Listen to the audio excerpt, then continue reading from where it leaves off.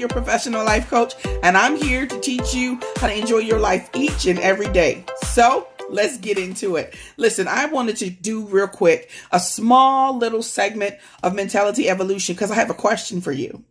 Have you set aside some time to maximize your opportunities coming up in 2020?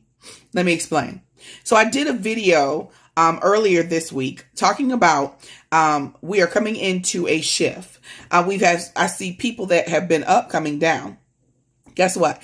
If there are people that are coming down, somebody's got to go up, right? And so we've got millionaires who have, got caught up doing a whole lot of stuff. They've had to step out of their positions, whether it's been in the Congress or, they've had companies, they've had to resign, right? And so when you have people that are being brought down, there's got to be somebody getting in position to take their place. Let me give you, for instance, Elijah Cummings passed this weekend. He's from Baltimore, and it just broke my heart, mainly because I lived in Baltimore for about 7 years off and on. And what was really significant to me is watching his impact he had on his own community, watching his impact that he had with his people. He was not afraid to be with his people.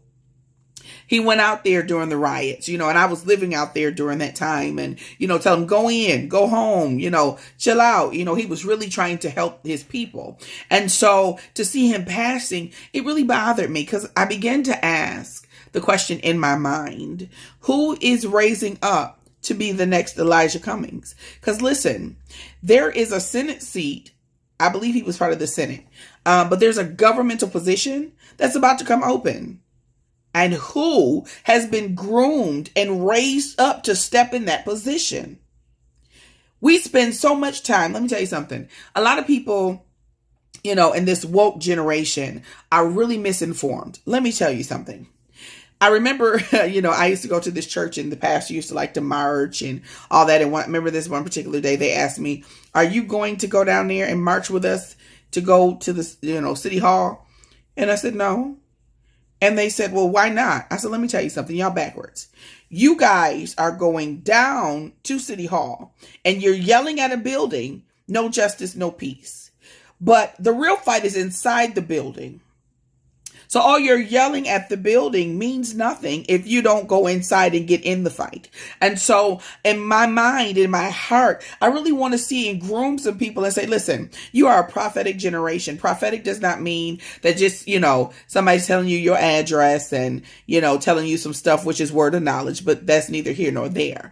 But a prophet is somebody that sees injustice and says, this is wrong and we're going to do something about it. So Moses went to Pharaoh, right? Said, let my people go. And guess what? Eventually, he heard. Why? Because God was speaking. But my question is, who is going to be the next person that is not going to stand outside the building and yell at it and expect for it to change, but are going to be groomed, go to school, sit under some people that are in the government and get prepared and take the seat? We will never see change in America if people don't stand up and get in position. Same thing with being a millionaire. Let me tell you something. When these companies start shutting down and they're being brought down, there's money up for grabs. So if you don't get yourself in position to be able to grab that money that's out there, you're going to be broke another year. You're going to be struggling and in the welfare line another year. And you got an idea. You just need somebody to help you develop it. You just need somebody to listen and help coach you through it, which, I'm a professional life coach and I'm not trying to use this moment to get a new client, which would be nice. But what I am trying to tell you is this. We have got to be people that are hungry and we are going after it. We are the next generation. Elijah Cummings' generation is starting to slowly but surely sleep off into the day and to their new beginning and their new elevation.